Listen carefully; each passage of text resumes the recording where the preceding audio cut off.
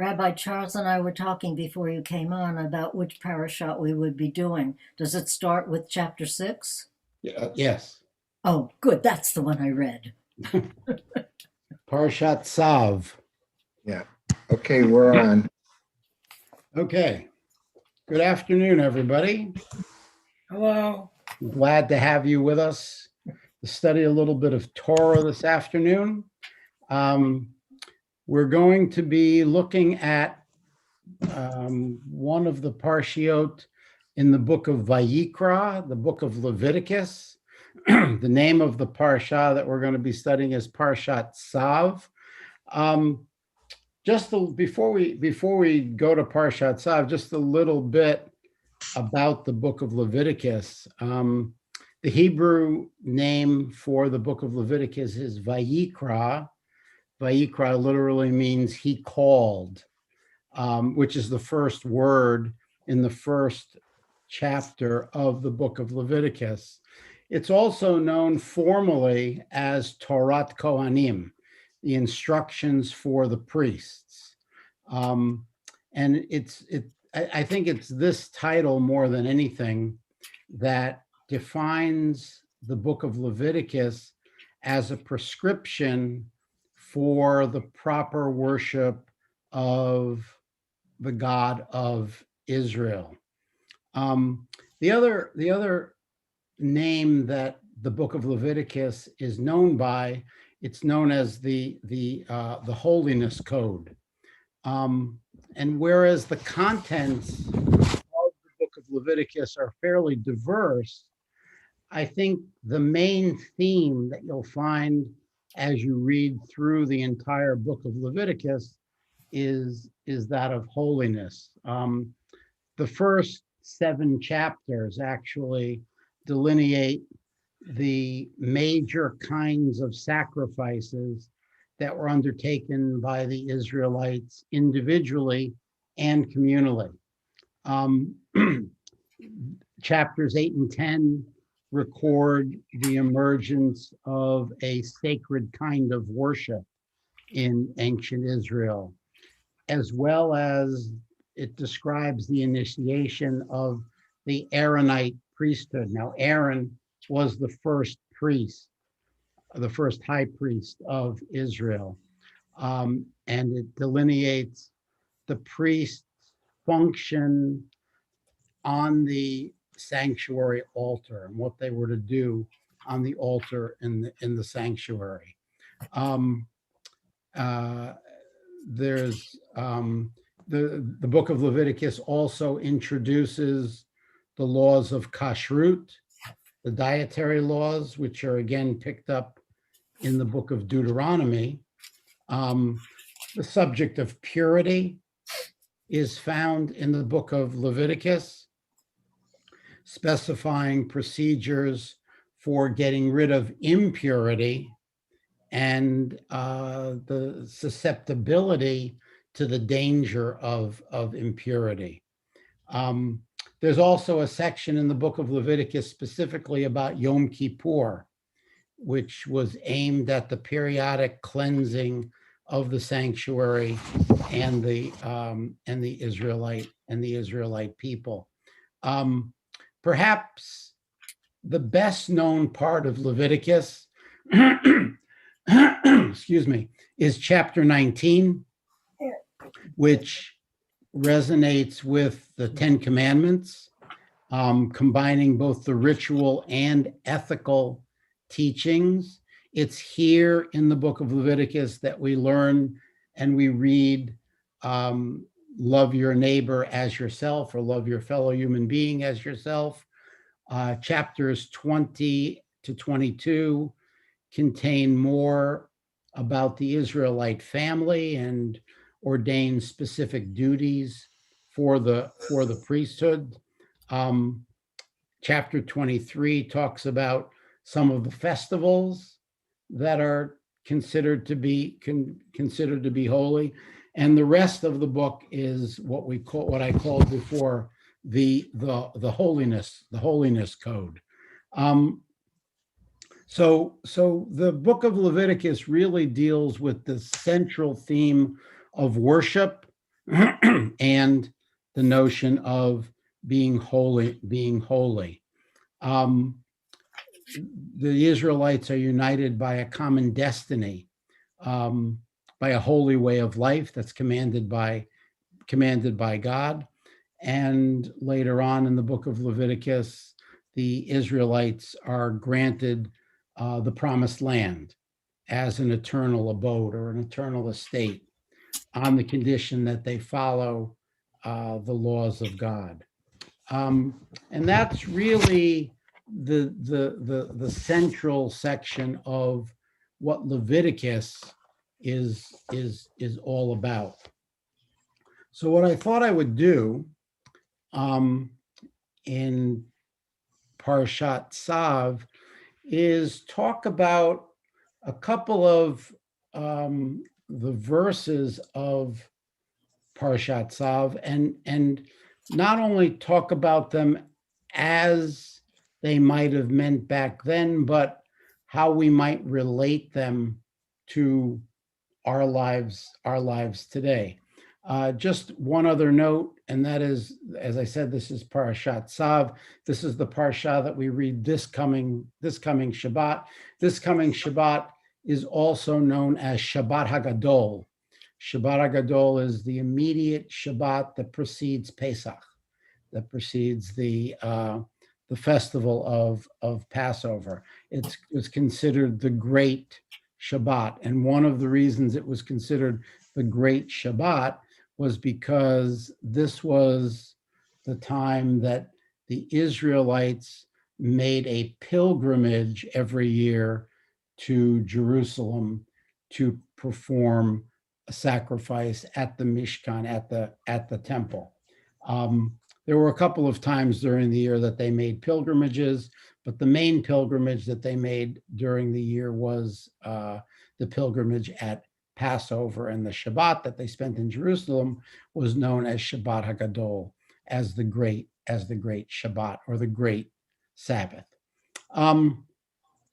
So the opening of this particular Torah portion begins with the line that says, "And God said to Moses, command Aaron and his sons, saying, this is the law of the burnt offering." Now, as I said before, there are a number of types of offerings, sacrifices that are talked about in the book, in this particular parsha. This is the law of what was known in Hebrew as the olah, as the burnt offering.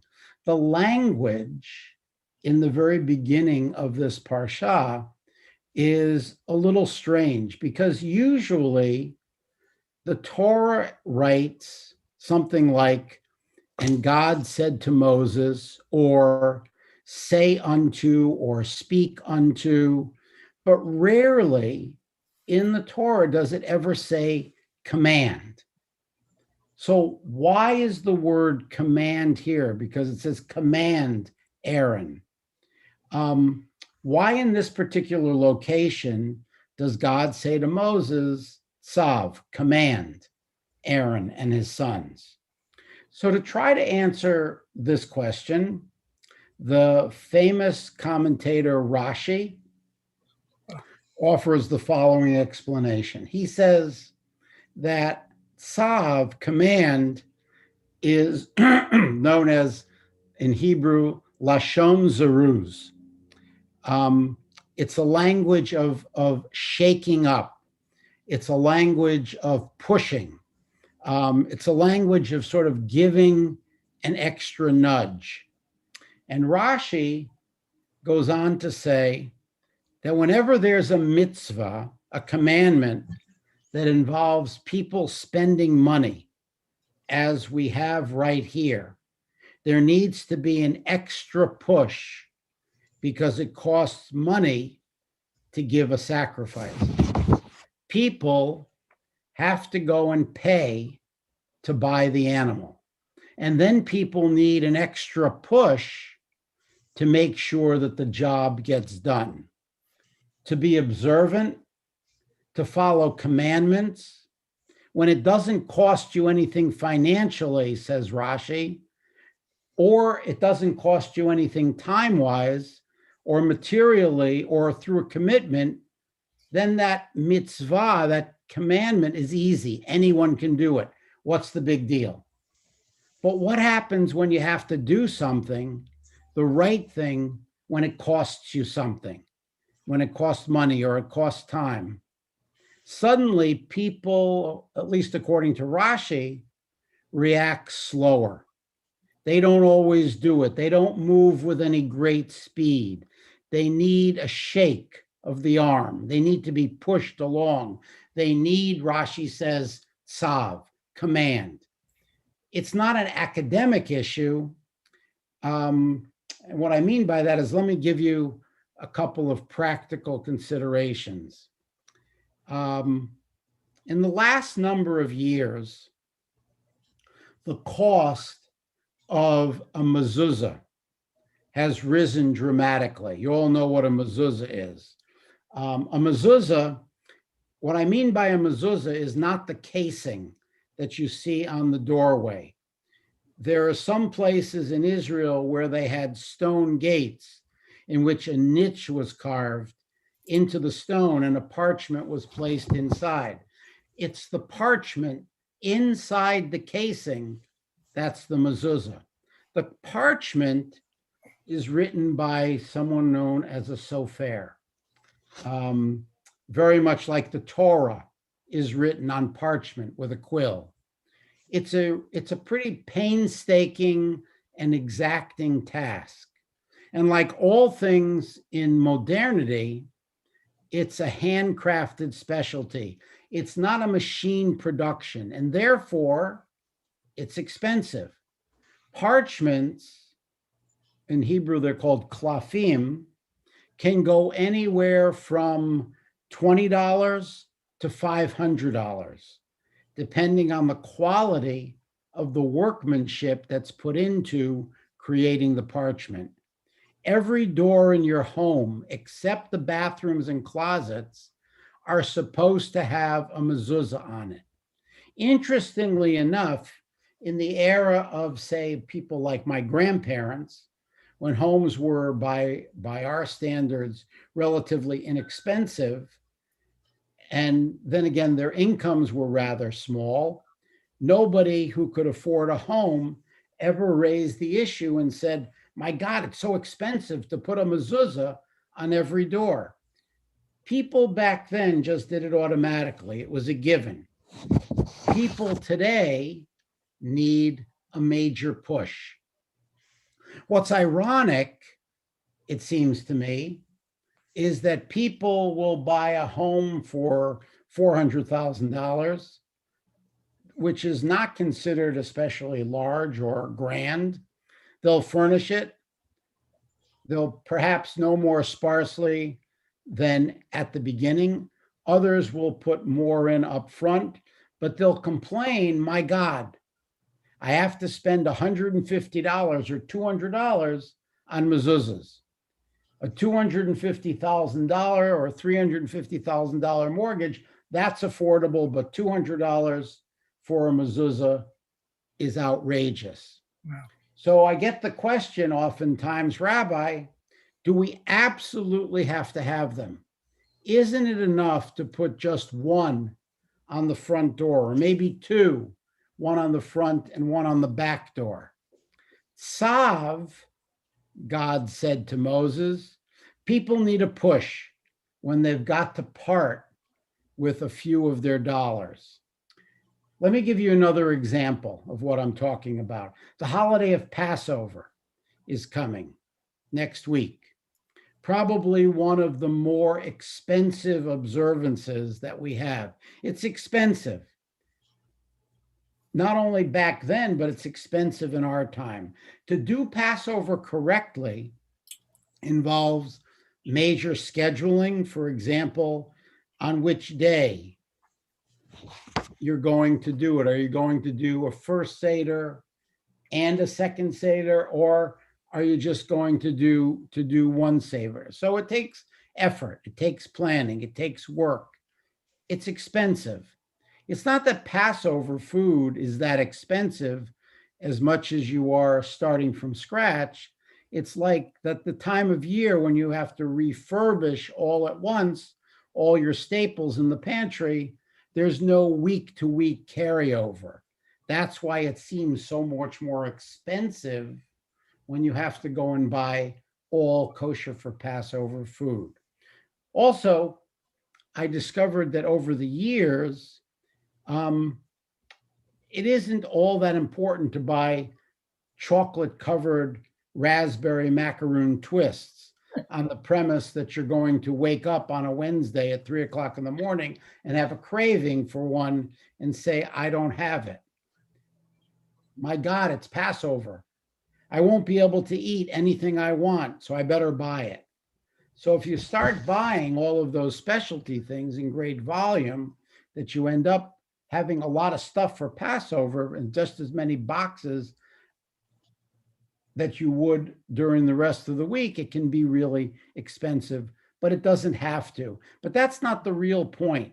Watch people say that are having a dinner party. Watch them spare no expense. Watch them buy the finest food or the finest quality food. But for Pesach, you hear people complain and look at the effort. We're really busy, Rabbi. We both work. We have to schlep and push dishes around if you change the dishes.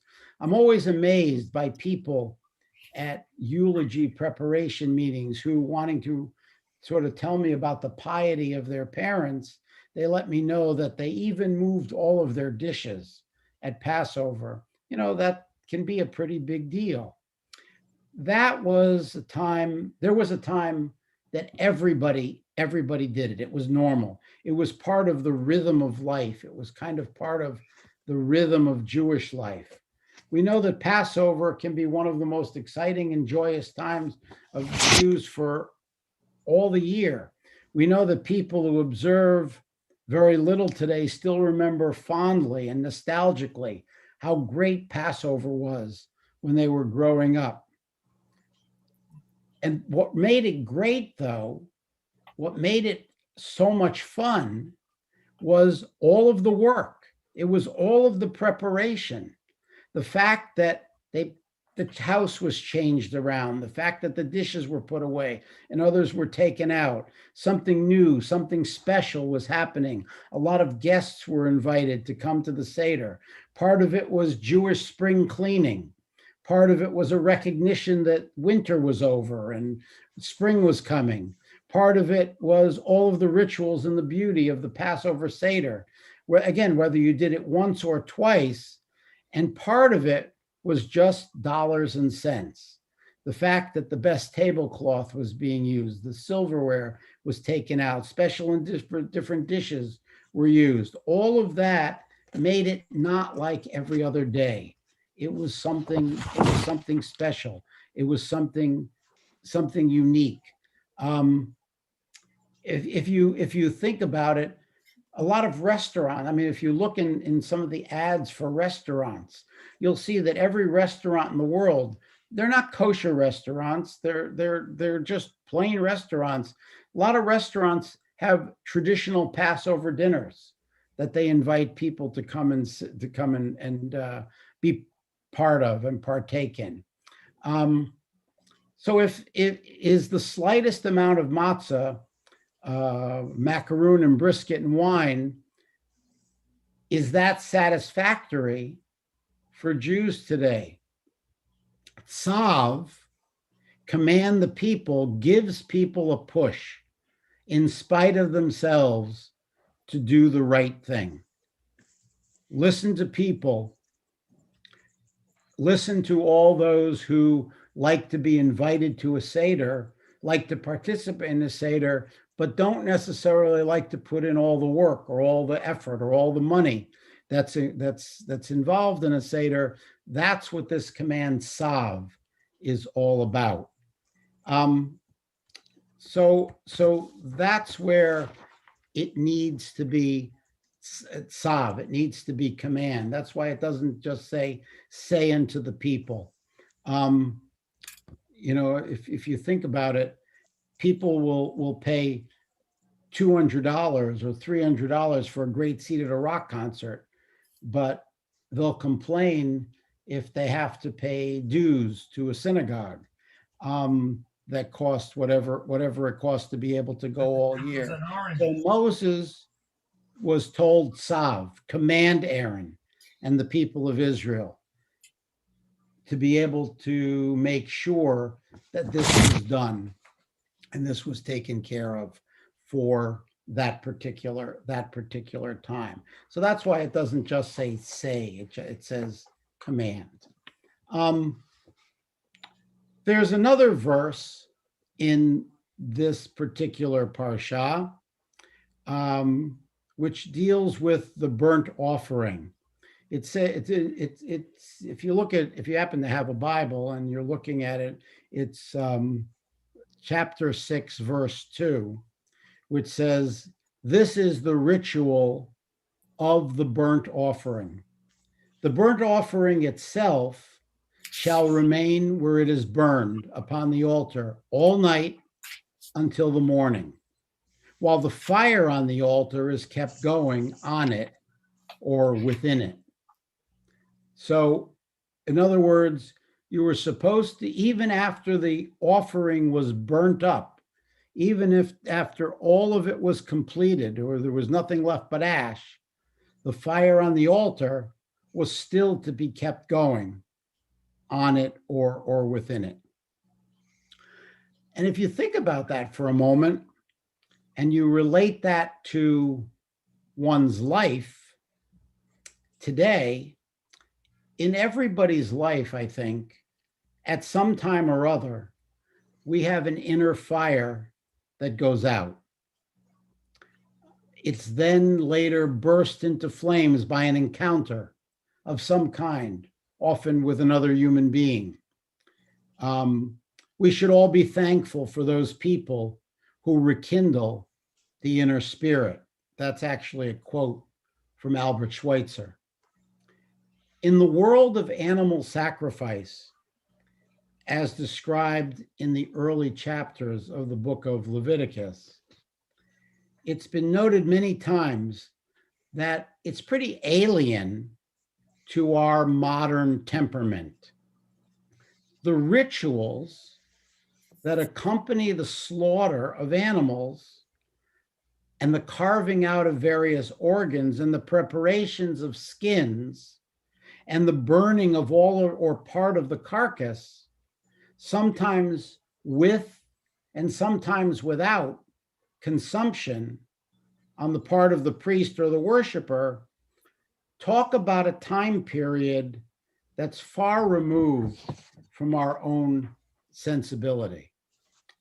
The idea of the restoration of the ancient temple, we find expression oftentimes in our liturgy and in our prayers. But there are very few of us, I think, that foresee a reestablishment of animal sacrifices. In other words, just because we want to see or we long to see the temple rebuilt in Jerusalem, a third temple rebuilt, I'm not sure how many of us actually want to see a restoration of animal sacrifices.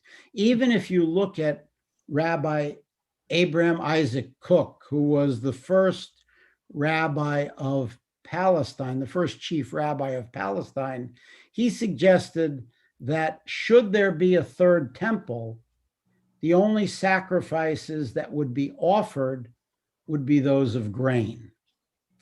After the destruction of the second temple, rabbinical authorities and students of the biblical text, while not avoiding studying the myriad rules and regulations involved in the complicated service of the priests in the ancient temple, they often took away spiritual meaning from the rites and the rituals, transforming kind of the raw physicality of the sacrifice into prayers and devotions as substitutes for temple worship. And that's exactly what happened. the animal sacrifices, when those sacrifices disappeared after the Second Temple was destroyed by the Romans in 70 CE, we began verbal prayer or verbal devotion, and no longer the burning of anything. I think it's become sort of cliche to note that when Rabbi Phineas quotes the verse describing the ritual of the burnt offering as remaining on the altar all night, the Torah continues by saying that the fire on the altar is to be kept going. It's not written that the fire shall be burning on it. Rabbi Phineas interprets this, Rabbi Phineas from the Talmud interprets, but shall be kept burning within it, not physically on it, but within it. That the fire on the altar was kindled in such a way that the altar seemed to be lit from the inside. Now, there is a midrash that's found in a volume of literature called Midrash Rabbah, on the book of Leviticus. It says that the Hebrew word bo, meaning on it, namely on the altar, can also be understood as within it. Interpreters and homilists further extend Rabbi Phineas's words to include men and women who, like an altar, carry within them a burning passion for service to community, for some sort of spiritual attainment, or for personal gain and enrichment. So by any measure, there are many who burn with ambition. They're set alight by worthy and sometimes unworthy goals. We often hear of candidates, as an example, for public office, who must have a fire within their belly to achieve the high position of power and influence. So Rabbi Phineas's interpretation is not complete, though, until we read a little further down in the Talmud about Rabbi Levi, who subsequently adds another spiritual message to the same verse. He says that the burnt offering, called an olah in Hebrew, is spelled with the Hebrew letter vav. This leads Rabbi Levi to reinvent the meaning of the verse to indicate that the same flame that burns within can also lead to a sense of hubris, olah, which means burnt offering can also be read as Allah. And because remember, the Torah has no vowels. So if you sort of mutate the vowels in your mind or change the vowels with the consonants, it could be changed, olah could be changed to Allah, which doesn't mean a burnt offering. Allah means to soar or become lofty in some regard.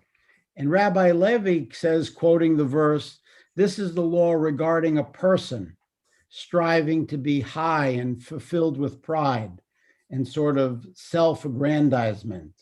The same flame of ambition can turn into narcissism and blind self-regard.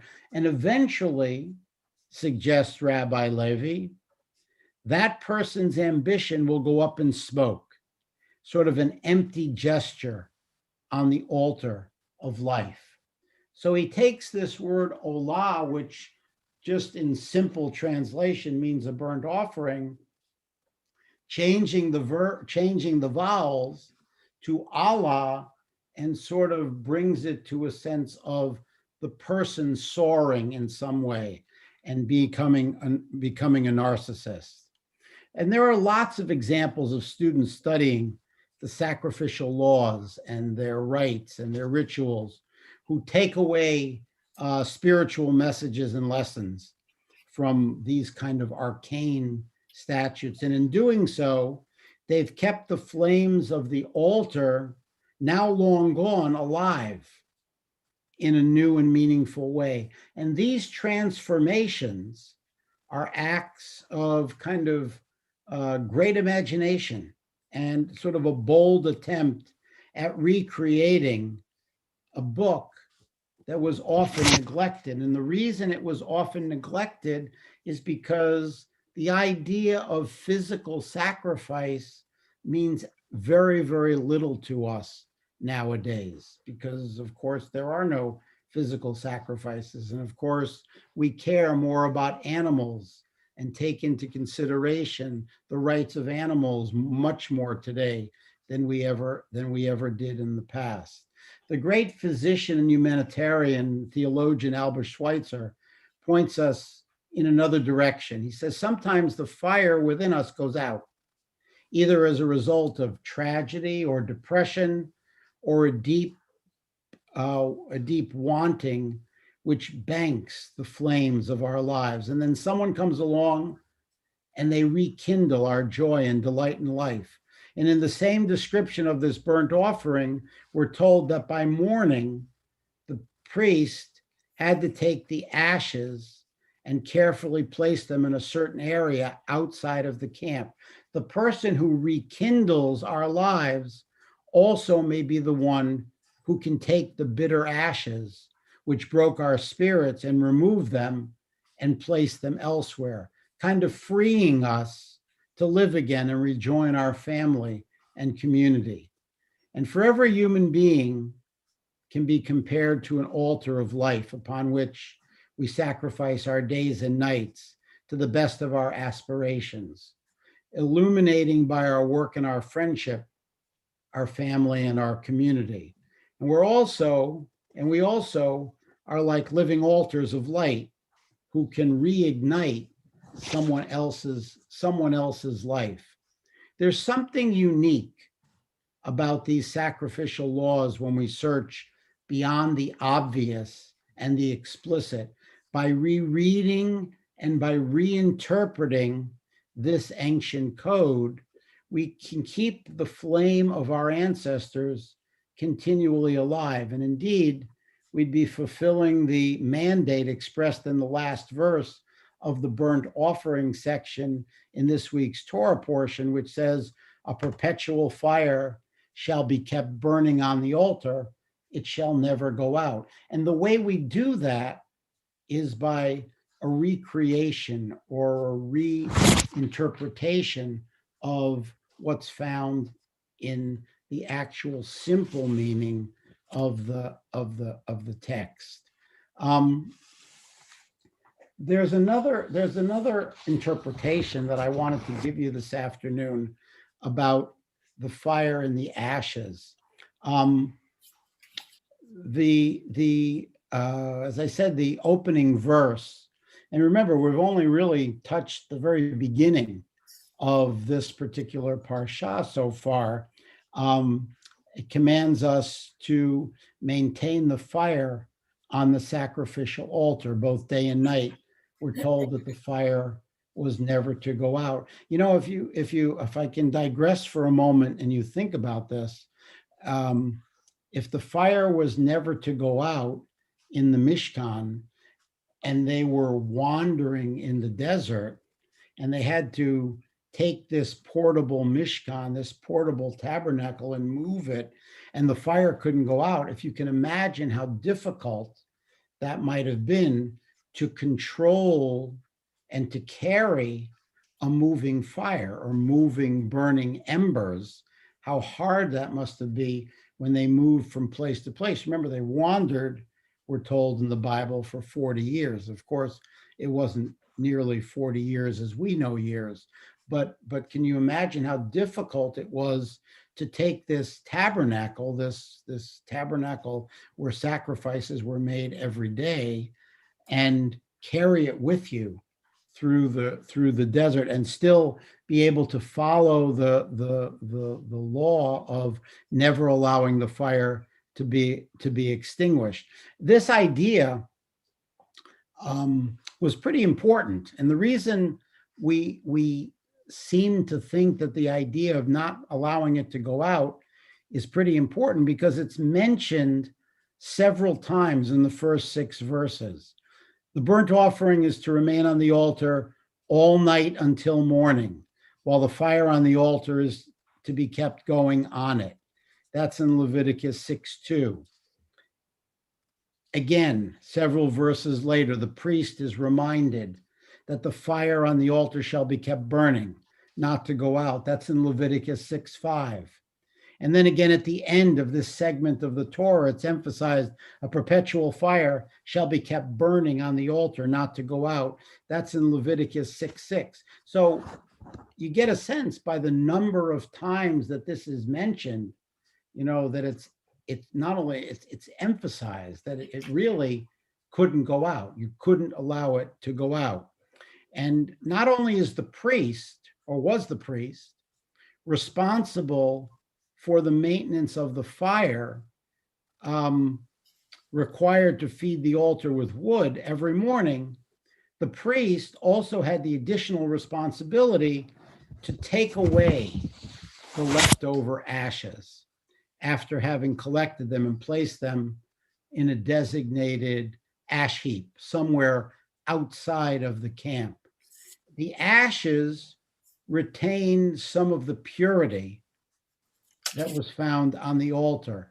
The ashes represented the residue of the fire and the remnants of the burnt offering from the day before.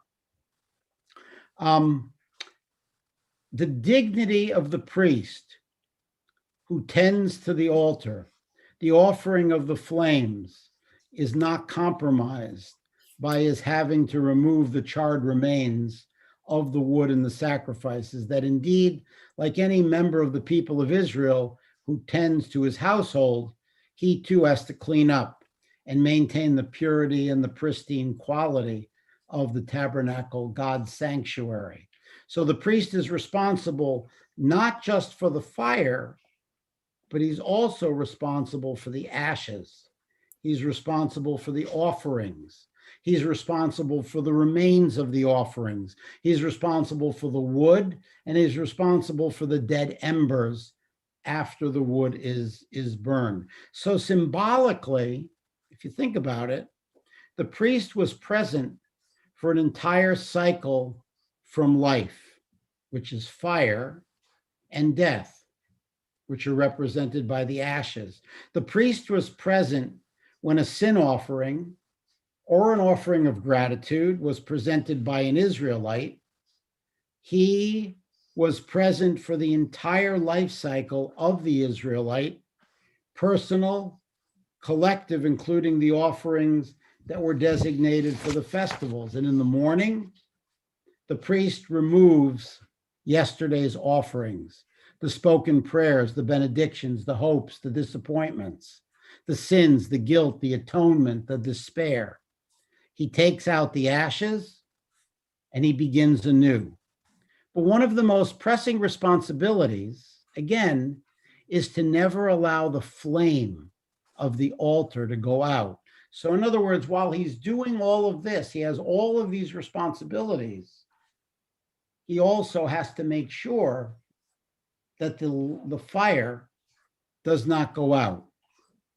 So indeed, the Midrash says that even when the tabernacle was dismantled, when the Israelites were traveling through the temple or through the wilderness, as I mentioned before, the fire was to remain lit.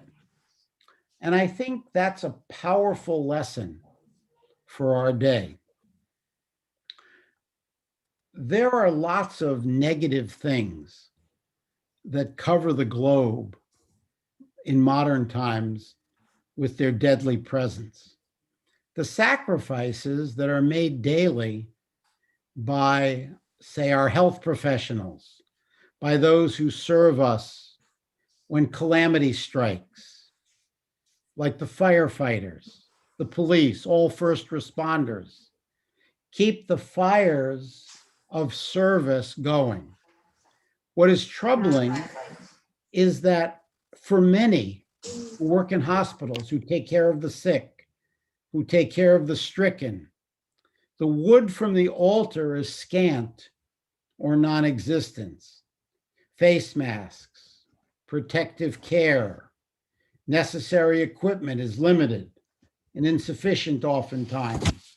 Those who are bound to keep the fire of life alight are unbound by a system that becomes unwieldy. But I think the additional lesson lies in the ruling that when the altar was not in use, when the tabernacle had been dismantled because Israel was journeying to a new place, the fire within the altar, even though banked, was not extinguished. We are living in a time when our altars, the public prayers within synagogues, weddings, funerals, festivals like Pesach, any gatherings, and the fire that lights our community tends to be curbed. But through new means and new methods, and a profound commitment to the traditions of Judaism, we are determined not to let the fire go out. We reach out to each other in creative ways. Think about what we've done during this pandemic. We've not allowed Judaism to lapse. We've not allowed the embers to die. We've kept the fire going with our people, in our community, in our synagogue, maintaining our traditions through an electronic platform which connects us to one another, just like we're doing this afternoon. Our seders that we have may be smaller in attendance because we're not able to invite guests except through an electronic platform. The usual mixture of laughter and togetherness, which are an echo of the past, may not be there, but as we sit down, even if we're only with our spouses, even if it's just the two of us, we must remain strong to keep the fire within us burning, even if it's just two of us. And we're on a difficult journey, say through this pandemic wilderness. You know, we say with God's help and by our perseverance of medical researchers and by the giving of vaccines to more and more people and lowering the age of those who are getting the vaccines, we will find rest and health with the altar burning bright, hopefully into a new day. And we hope that, you know, when we sit down for Pesach, that's another way that we keep the embers of the fire burning on the altar of the Jewish people and of Judaism. You know, there's a lot more that I can talk about in the Torah portion, but first of all, does anybody have any questions? Actually, I do. Which is from further on in the Torah portion, they're talking about the clean and the unclean. Mm-hmm. And I understand the concept and all that. But one of the things that is talked about is going from, you know, if one thing is impure and it touches something that's pure or vice versa. Right. You're talking about the red heifer. No, just in general. Oh, okay. Like you have somebody who's offering a sacrifice, but he's unclean or something. Right. But is there some kind of hierarchy of if a clean touches an unclean, that one transfers to the other, that the unclean is more powerful than the clean, as far as if something clean touches unclean, then that clean thing becomes unclean, or vice versa? Yes. Yeah. No, not vice versa, but if something comes into contact with, in Jewish law, if something comes into contact with something that was unclean, if something clean comes into contact with something unclean, you needed to, in some way, physically do something that would purify that thing again. Like, for example, if a piece of silverware becomes unclean or unkosher, you needed to do something to make that thing, that particular piece of silverware, clean again. So the power of uncleanliness had a stronger effect over that which was clean. In other words, it Okay. could overtake that which was clean. In fact, it was the same. It was the same. If you go to the laws of leprosy in the Torah, for example, even though we know today that leprosy, which we call Hansen's disease, is not contagious, that we also know that it wasn't a doctor who was called in to take care of someone who had considered the plague of leprosy. And that person was to be escorted outside of the camp because of the contagion that it would have been to make those people who were purified or clean, unclean. So they had to be separated from those who were clean, because the sense of uncleanliness was of a stronger hierarchy than that which was clean. Does that apply today in anything other than in kashrut? No, Okay. no, it doesn't apply to anything today. I mean, in terms of what's practical and what we do today. Yeah. Yes, no, it doesn't apply to anything that other, well, it does, I'm wrong. It does apply to the coming into contact with a dead body. Because Okay. Yeah. a dead body carries an inherent sense of uncleanliness about it. And that's why traditionally in Judaism, before a Jew is buried, there's a Chevra Kadisha that comes together to wash the body. Now there's no physical dirtiness to a dead body. It's to spiritually cleanse that particular body. And if you know anything about what they use to clean the body, they don't clean the body with soap, they clean the body with egg whites, a natural substance, which supposedly once again purifies the body to be fit for burial in what's considered hallowed ground in a Jewish cemetery, because a Jewish cemetery is considered sacred ground. Right. But that would be the only other practical place where impurity or uncleanliness takes precedence over cleanliness.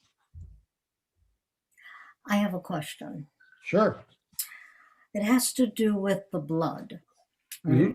If blood is something that they were not supposed to eat, Right. Blood must be considered impure.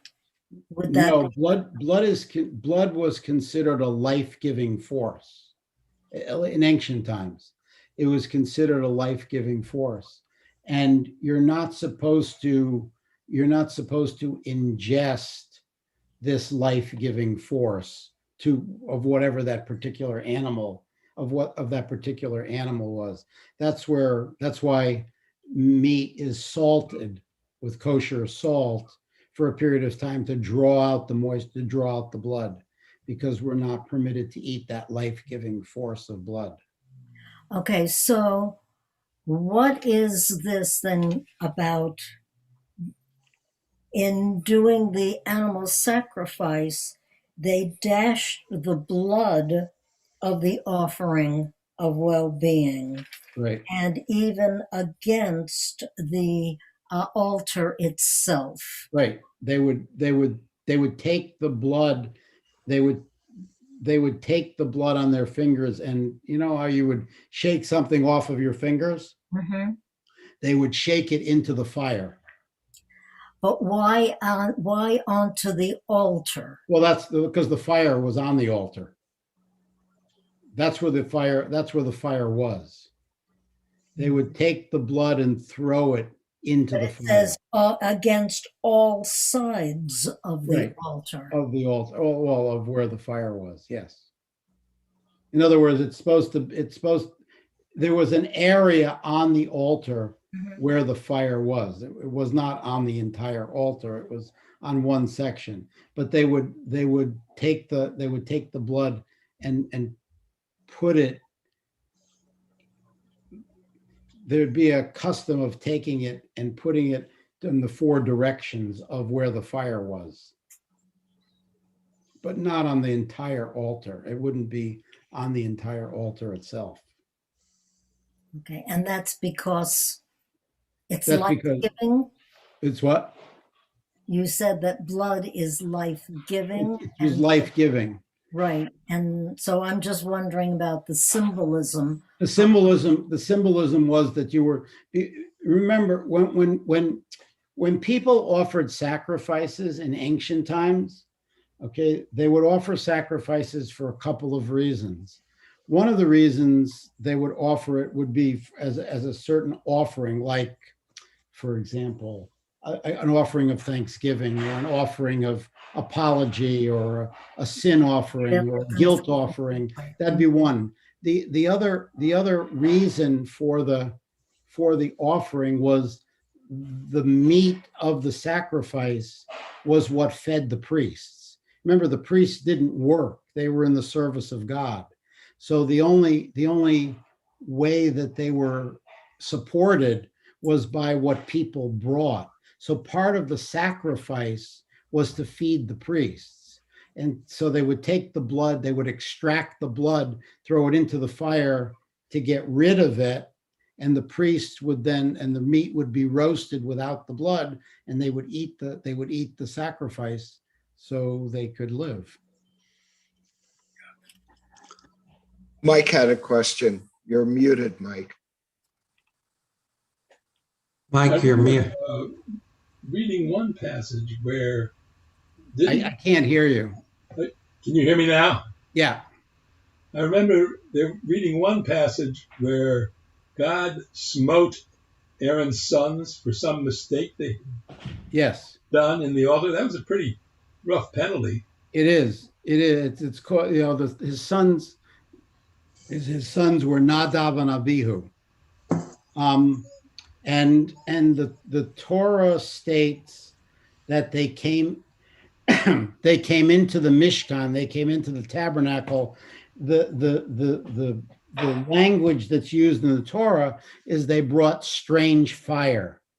And the interpretation of that strange fire was that it was a couple of things. One interpretation was they were not offering the sacrifice in the way that it was meant to be offered. In other words, they were doing something different. They weren't following the ritual of the offering of the sacrifice.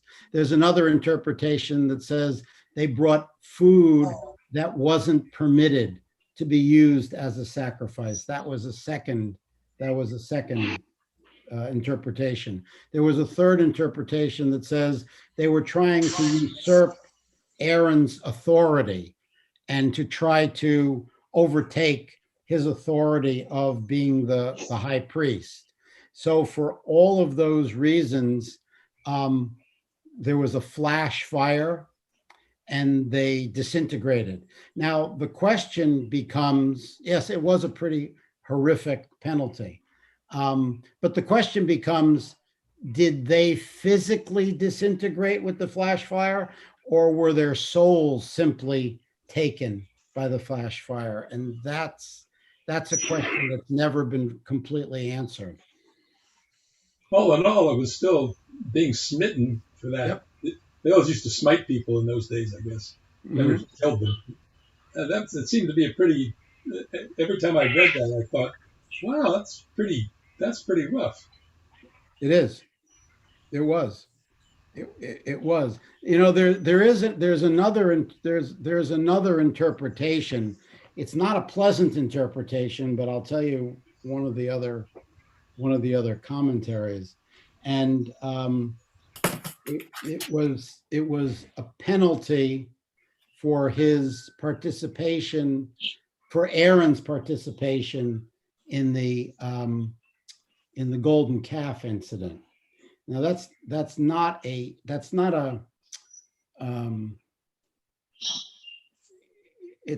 not a very joyful interpretation, but it is one interpretation of one of the rabbis, even though most rabbis reject that idea, that his sons would have to suffer for his sin. That was that would have been pretty harsh if that were the case. But it was a pretty harsh penalty. And one of the things it says to us is that God demanded a very specific ritual that was to take place on the altar, that this sense of holiness, this sense of purity that the altar, the Mishkan, represented in ancient times was not to be abridged in any way. And Nadab and Avihu in some way abridged that or circumvented it or went around Yeah, it. why? In some way. You want to turn it on? And it was determined that the penalty for doing that, Maybe he doesn't want it stirred up. how important it was to keep that ritual pure. Is it on? Rabbi, I have a question. Did the URJ create the Religious Action Center to provide a mechanism, a modern day mechanism for Reform Jews to keep this fire alive? Well, that's one way to keep the fire alive. Yes. I mean, I don't know if I can't say if that was in the blueprint, that it was to keep the fire alive. But I think there are many ways to keep the fire going. You know, one way is through prayer. One way is through ritual. One way is through the participation of holidays. One way is to join synagogues. Another way is to do social action and to do mitzvot in modern times that speak to us about the ethical way that we need to go forward in life. Sure. Thank But you. I don't know that was part of the blueprint of the Religious Action Center. But I would say that is a way of keeping the fire alive and keeping the fire going. Yes. Okay. Absolutely. Thank you. Absolutely. Paula has a question. So I was just going to ask, can you hear me? Yep. Okay. So I was just going to ask, as a former conservative attendee, where we always knew we weren't following all the rules and doing it right, what the reform mechanism is for deciding which of the many rules and, dare I say, commands in Leviticus of what we do and don't do, or should do and don't do today. Is it entirely up to us? Do you assume the role of, pardon the quotes, the Rebbe? What kind of mechanism do we have? You seem to say early on, we are commanded to have a mezuzah on every doorpost except the closets and the bathrooms. Right. Is that the guideline? That's what the Talmud says. Yes. Right. We are that's where the command comes from. It comes from the Talmud. Let me answer you by first saying this, that of the 613 commandments that are stated in the Torah, there are only about 260 or 265 commandments that we're able to do today, okay? That we have the ability to fulfill today, because many of them related to the temple and the sacrificial cult. So since there's no temple and there's no sacrificial cult, so we can't fulfill those particular mitzvot. Of the 260 or 65 that are left today, when conservative Judaism began back in the 1920s, the early 1920s, late 1918s, the two mitzvot that were adopted by the conservative Jewish seminary were the mitzvah of kashrut and the mitzvah of Shabbat. Those were the two mitzvot that they said were absolutely mandatory. That those were the two that there was no question that those two mitzvot needed to be followed as ritualistically as possible. In Reform Judaism, when Reform Judaism came about, actually about 50 years or 60 years prior to conservative Judaism, the early reformers said that one of that there were no mitzvot that were absolute. In other words, they had to make sense to the individual person that was going to follow them. In other words, they had to have some sort of meaning for them, because to just blindly follow them and to just do these things that had no meaning to you, then you shouldn't do them. So that's how Reform Judaism came to decide on the mitzvot, on Jewish laws. So there were no absolutes like in conservative Judaism, Shabbat and Kashrut. And as time went on with conservative Jews, even the mitzvot of Kashrut and Shabbat for a lot of conservative Jews sort of went by the wayside. And even though there are a lot of conservative Jews who consider themselves ardent conservative Jews, which is certainly fine, they didn't necessarily observe Shabbat or observe Kashrut in the way that Kashrut and Shabbat were meant to be observed.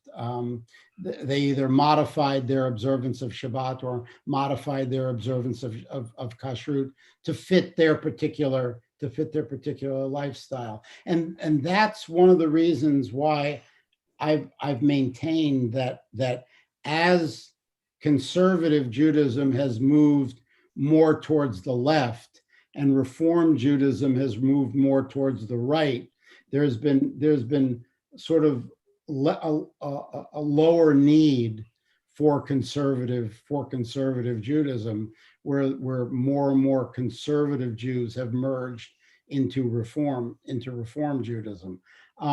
As far as being the Rebbe or the Rebbe making the decision, the only thing that I can do as rabbi is I can teach my congregants what's in the Torah, what's in the Talmud. I can't force anybody, nor I think I should force anybody to follow it. But I think a knowledge, to me, it's more important that you have the understanding as to what's there and why we've done it in the past, and letting you decide, is this something that you feel close to? Is this something that you will grow by? Is this something that you will find meaningful in your life if you observe it? Is this something that will give you a sense of spirit and spirituality? And I mean, that's my job. My job is to teach you and for you to make a decision, not to berate you for not doing something or not following, but to learn. I think the most important thing for a Jew nowadays is to learn, is to know what the past has taught us and how we can adapt it into, as Steve was saying, about keeping the fire going by doing social action and by doing things out in the community. I think that's the way we keep Judaism going. I think that's the way we keep Judaism alive, by finding modern meaning in ancient rituals and ancient traditions. Thank you.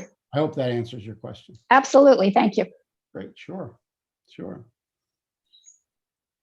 Any other questions? Then I won't bring up a contentious issue. You can bring it up. Doesn't Well, mean he'll answer. well, Might not even be contentious. then last year, the board adopted a practice which I don't wish to follow. Okay. Then that means that if I don't wish to follow that, then I'm not going to be allowed to do something which I enjoy doing. They adopted the issue of wearing a headpiece, a capote, went up on the altar, Hmm. On the bima. Yeah. on the bema. Yeah. And I totally disagree with that. Okay. I think it's, if what you say is true, that Reform Judaism has always given us the option of doing what we feel Mhm. is right for us individually, then I don't think that we should be commanded, as this particular issue has done, to wear that piece on our heads. Okay. I think I mean, unless I'm misunderstanding the rule of doing that, I thought it was for men who were being called to the Torah. It was for women. I didn't think it was for women who were being called to the Torah, It was. unless a woman wanted to wear a kippah or a talit, or kippah and talit. But I didn't think it was mandatory for you as a woman to wear a kippah. I don't think that was the sense of the. I didn't think that was the spirit of the rule. But I know it was for men. So are you saying that you disagree with it for everybody, or you just agree with it just for yourself? First of all, I disagree with it for myself and for any other woman who doesn't want to, but I also disagree with it in principle Mhm. for anybody. Okay. I think that's certainly you're right. And I think the rule was put into place on the basis of the spirit of Kiddushah, the spirit of holiness, when one approached the Torah to wear the traditional garb or the traditional ritualistic items that have been used in the past for approaching the Torah. But it can certainly be talked about. It can certainly be revisited. Oh, yeah. And it can certainly be rediscussed. I think that's the beauty of Reform Judaism, that we can continually talk about it and Mhm. see if there's some sort of mutuality that we can come about with that will make you and anyone else feel comfortable. Now, I But rather again, I enjoy don't think it was I like wearing the talit. okay. I really like that. Okay, and I mean, for you to wear a talit, Yes. yeah, for and you can individual. wear it. Anybody who doesn't want to, I certainly respect that, but Mhm. I actually enjoy wearing the talit. Okay, and as if you're called to the Torah, then you could wear a talit and not wear a kippah. I mean, that works. But it can certainly be revisited. It can certainly be rediscussed and re-talked about. And that I think that's the beauty of dialogue in a Mhm. Reformed congregation. That things can be constantly revisited, readapted, and to meet the needs of not only the community but also of individuals. Mm.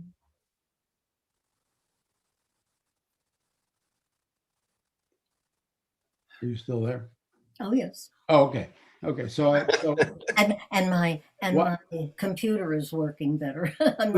It's not So I would suggest that you bring it up again and let it be discussed again. Oh, I will. Okay. And we'll see where we'll see where it goes from there. Yeah. But again, I think that's one of the beauties of Reform Judaism. I think we do that, and I think it's good to do that, because then it's it's continually discussed. It's never just forgotten about. Mhm. If it's an issue, that can be a good thing, that it's an issue, that we remind ourselves why we do it, why it's important, and if it has meaning and legitimacy as time continues to go on. So I would urge you to bring it up and rediscuss it. Will do. Okay? Yes, thank you. Okay. Any other questions? Oh. Well, Well, I thank thought that when Charles and I first got on, we talked about the fact that this was not the most exciting portion. And he said that if he were teaching, he would talk about it in terms of what its meaning is for today. And I think that's exactly what you've done with this. So I thank you for making it relevant, and that was, I think, an important thing to do. Thank you very much. Yes, My pleasure. agreed. Actually, if you talk to rabbis across the spectrum, they will tell you that the book of the Torah that they enjoy talking about the least is the book of Leviticus. Sure. Mhm. It's the most dry of all, but I think you can always find ways to interpret it to make it relevant. And I think the notion of holiness, the whole idea of holiness, which is something that's missing greatly in our world today, I think is missing greatly in our world today. I think it can help us move towards a more spiritual perspective in life and a more spiritual perspective in the world. So I don't shy away from Leviticus. I always thought of Leviticus as the owner's manual for the temple. I mean, if you look at it, it's all of these really, one by one instructions. Oh yeah, yes, it is. Yes, it is. It is a manual of instruction. But again, most of them don't apply anymore, unfortunately, or fortunately. But we can interpret them to make them relevant in some way. So that's what we've tried to do here today. And, Well, thank you.